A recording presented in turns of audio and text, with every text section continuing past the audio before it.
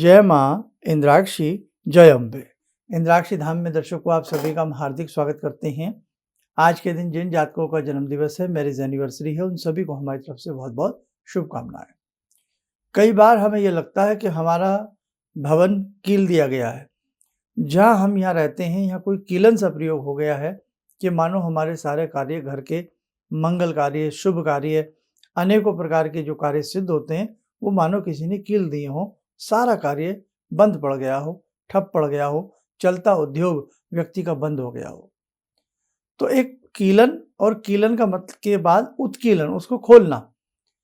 तो हम कैसे बंद पड़े व्यापार को, बंद पड़े घर के मंगल कार्यों को पुनः हम जीवित कर सकें, पुनः वो हंसी खुशी का माहौल उत्पन्न हो सके, बंद व्यापार पुनः चल सके, उसके लिए आज हम आपको एक बहुत अच्छा उपाय सिंपल सा बता रहे हैं।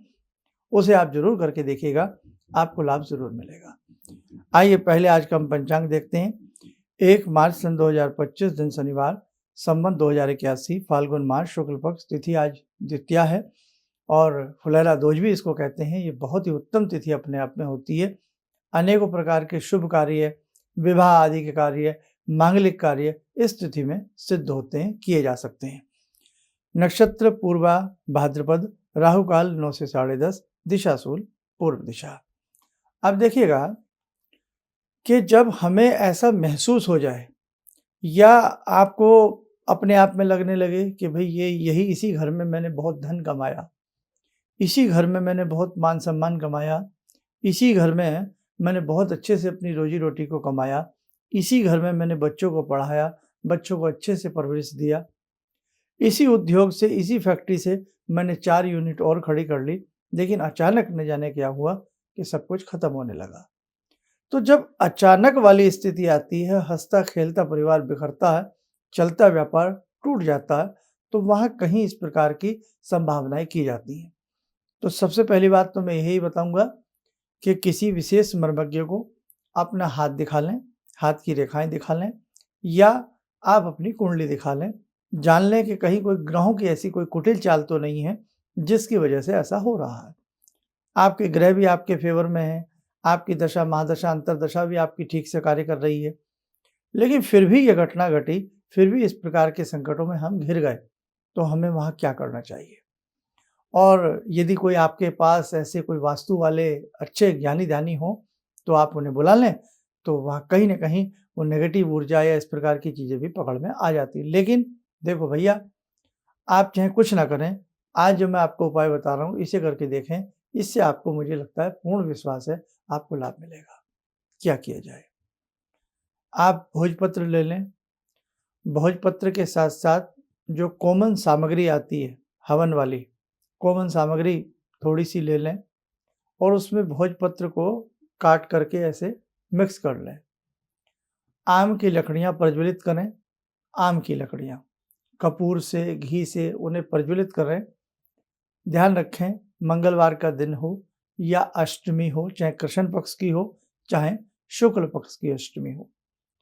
एक मंत्र है, उसे आप नोट भी कर लें, अभी नोट करा दूंगा। सर्वा बाधा परशमनम त्रैलोकस्य अखिलेश्वरी एवमेव त्वया कार्यमश्मत् वैरी विनाशनम। ठीक है, तो आप इसे मंत्र को दुर्गा जी का ध्यान करके पढ़ेंगे। आप सबसे पहले इस मंत्र को लिख लें। लिखें, ओम सर्वा बाधा परशमनम त्रैलोकस्य अखिलेश्वरी एवमेव त्वया कार्यमश्मत् वैरी विनाशनम। ये मंत्र है दुर्गा सप्तशती से सप्तश्लोकी दुर्गा का अंतिम व मंत्र है, 7वां मंत्र है। सप्तश्लोकी यानी कि 7 मंत्रों का एक गुलदस्ता अंतिम मंत्र है। और इसी मंत्र को अष्टमी के दिन यदि आप इस प्रयोग को कर रहे हैं, अभी जो समझा रहा हूँ, या आप उसे मंगलवार के दिन कर रहे हैं, तो इसी मंत्र को हम जपा के रूप में चलते फिरते, उठते बैठते इस मंत्र को हम जपते रहें। अब हमें क्या करना है? पूर्व दिशा की तरफ मुख करना है या उत्तर दिशा की तरफ मुख करके आम की लकड़ियों को प्रज्वलित करना है, लेकिन उससे पहले हम इस मंत्र की एक माला जपें। सर्वा बाधा परशमनम त्रैलोकस्य अखिलेश्वरी एवमेव त्वया कार्यमश्मत् वैरी विनाशनम। सर्वा बाधा परशमनम, एक माला हमने इसकी जप ली बहुत प्रेम के साथ। और माला जपने से पहले हम भगवती को धूप दीप दे करके उनका पंचोपचार पूजन करके उन्हें हम प्रणाम करें। इस मंत्र की एक माला आप जपें। एक माला जपने के बाद इसी मंत्र में स्वाहा लगा करके एक माला का हवन करें। ठीक है, एक माला का जप, एक माला का हवन हमने कर लिया। करने के उपरांत, और ये उसी स्थान पर करना है जिस स्थान पर आपको ये लगता है कि यहाँ कार्य बंधन है या कोई कीलन जैसी क्रिया हमें महसूस होती है, चाहे वो आपकी फैक्ट्री है, चाहे आपका घर है, ये हमें करना है। और ये हवन जो हमें करना है, सुबह कर सकते हैं, शाम को कर सकते हैं, रात्रि में भी हम कर सकते हैं, किसी प्रकार का कोई दिक्कत नहीं है। और यदि यही हवन करते समय आपको थोड़ी आँख की, मदार की या कोई की लकड़ियाँ भी मिल जाएँ, समाधियाँ, समिधा जिन्हें कहते हैं, वो भी इसमें प्रयुक्त करें, प्रयोग में लावें। करने के उपरांत एक मीठी आहुति भगवती को देवें, उसमें थोड़ा घी और मिष्ठान, हलवा वगैरह या कोई लड्डू वगैरह, कोई भी मीठी आहुति इसी मंत्र से देवें। प्रणाम कर लें, यही कहें, भगवती जैसा मुझसे आता है वैसा मैंने किया, इसे आप स्वीकार करें, हुई भूल चूक के लिए मुझे क्षमा करें। ठीक, अब आपने कर लिया। अब जो इसकी बाद में जब हवन ठंडा हो जाता है, उसकी राख जो होती है, वो थोड़ी सी राख आप अपने पास रख लें, उसको थोड़ी सी राख रख लिया करें। ऐसा आपको 5 अष्टमी करना है या 5 मंगलवार करना है। ठीक, अब हर बार थोड़ी सी राख रख लिया करें। जब थोड़ी सी राख ठंडी हो जाए तो उस राख को किसी कटोरी में अपने सामने रख लें और दुर्गा कवच संस्कृत में आप पढ़ सकते हैं तो संस्कृत में पढ़ें, हिंदी में पढ़ सकते हैं तो आप हिंदी में पढ़ें। दुर्गा कवच पढ़ने के उपरांत उस राख को ले जाएं और उस स्थान के चारों तरफ हल्की हल्की सी उसका तिलक लगा दें, वॉल पर लगा दें। यदि आपको लगता है उस दिशा में कोई बाथरूम है या कुछ है तो थोड़ा ऊपर की तरफ हल्का सा तिलक लगाना है भगवती का ध्यान करते हुए। और यदि प्रयास यही करें कि घर में किसी ऐसे रूम में चाहे चारों तरफ उसे लगा दें, हर कमरे में उसे चारों तरफ हल्का हल्का सा नीचे की तरफ या ऊपर की तरफ तिलक लगा दें। लैट्रिन बाथरूम में नहीं लगेगा। By the way, latrine bathroom आपके अंदर है और बाहर रूम है तो बाहर वाले रूम में ही ये तिलक लगेगा। दुर्गा कवच पढ़ने के उपरांत चाहे अपनी पूजा पाठ जो भी आप करते हैं सारा कर लो, उसके बाद दुर्गा कवच पढ़ लो। उसके बाद भगवती का ध्यान करते हुए दुर्गा दुर्गा दुर्गा दुर्गा दुर्गा दुर्गा जपते रहें, या वही मंत्र जो आपको पहले बताए हैं, सर्वा बाधा प्रशमनम त्रैलोक्यस्य अखिलेश्वरी, पढ़ते हुए आप अपने घर के हर रूम में, हर कोने में 4-4 तिलक लगा दें। यानी कि 1 तिलक, 2, 3, 4। घर में 4 कोने होते हैं। वास्तु दृष्टि के हिसाब से घर में 5 कोने, घर में 7 कोने अच्छे नहीं होते किसी भी रूम में। 5 कोण भी इतना अच्छा नहीं माना जाता। 4 कोनों वाला कमरा ही अच्छा माना जाता। अब जैसा बन गया है उसे स्वीकार करें और अपने तिलक नीचे की तरफ लगा दें या ऊपर की तरफ हल्का हल्का सा लगा दें। ऐसा हर मंगल करना है। अष्टमी करते हैं तो हर अष्टमी करना है। आप देख लेना आपका चलता व्यापार। पहले दिन हमने हवन भी किया और शाम के समय उसको तिलक लगा दो, या उसी दिन हवन करो, जब ठंडा सा हो जाए दुर्गा कवच का पाठ करके सामने भभूत रख लें, दुर्गा कवच का पाठ करके ऐसा कर लें। या अगले दिन भी हम उसको कर सकते हैं, नवमी में भी हम उसको कर सकते हैं। अष्टमी में या मंगलवार के दिन हवन कर लिया और अगले दिन हमने तिलक लगा दिया। ऐसे मंगलवार यदि कर रहे हैं तो मंगलवार हवन कर लिया, बुधवार हमने तिलक लगा दिया कवच का पाठ करने के उपरांत। आ गया, क्लियर हो गया समझ में? ऐसा आपने 5 मंगल या 5 अष्टमी आपको करना है। भगवती की ऐसी कृपा आपको महसूस होगी कि आपके व्यापार में गति आएगी, आपके कार्य जो उलझ रहे हैं उनमें सुलझन आएगी, और आपके घर में जो मंगल कार्य नहीं हो पा रहे हैं आपको उसमें भी अच्छा महसूस होने लगेगा।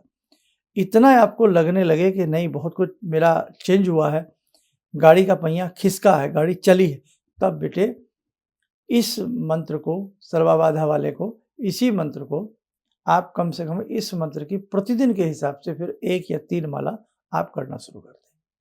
देखें फिर जगत जननी की कृपा कैसे नहीं होती है आपके ऊपर। और इन बिटवीन जब आपका कार्य अच्छे से हो जाए तो कभी भगवती की चौकी घर में कराएं, सुख शांति के साथ भगवती के जागरण घर में कराएं, तो हमें लगता है आपको बहुत अच्छी कृपा जगत जननी माँ की अवश्य प्राप्त होगी। आइए साथ को समय हो चला है आज की ध्यान साधना में कल्याणमयी भगवती से जुड़ने का।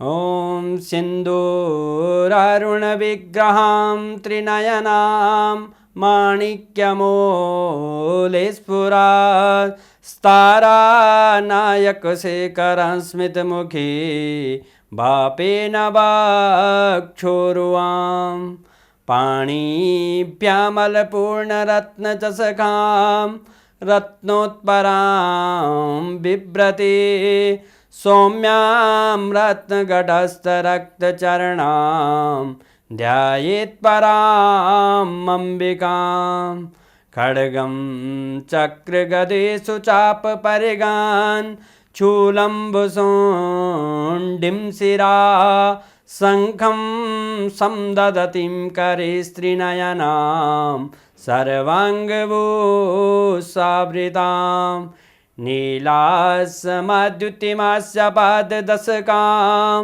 सेवे महाकालिकां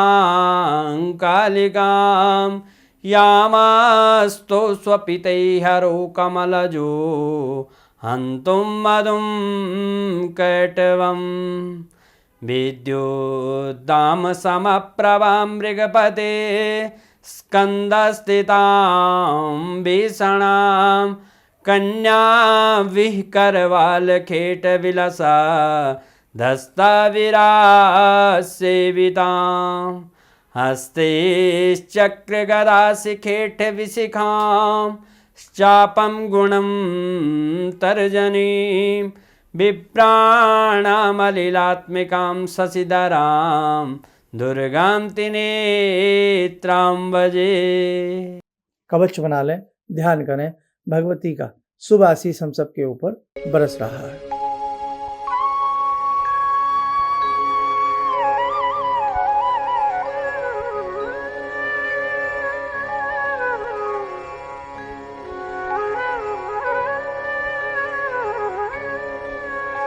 ओम बोलते हुए नेत्र खोलें, सामान्य हो जाएं।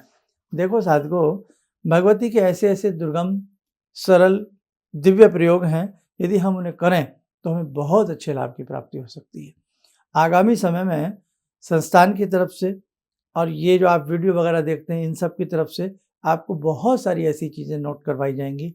अब जैसे आज का ये प्रयोग था, इसे आप नोट करिएगा, कहीं ना कहीं आपके ज़रूर काम आएगा। चलिए, आप सब स्वस्थ रहें, सुखी रहें। इन्हीं शुभकामनाओं के साथ हम अपनी वाणी को विराम देते। जय जय अम्बे। गुरु जी से मैं तब से जुड़ा हूँ जब से वो एक चैनल आती थी P7, उसी से मैं जुड़ा हुआ था। और गुरुदेव से हमारी जब मुलाकात हुई तो मैं आश्चर्यचकित रह गया जब उन्होंने हमसे बताया कि आपके साथ ऐसे ऐसे हुई।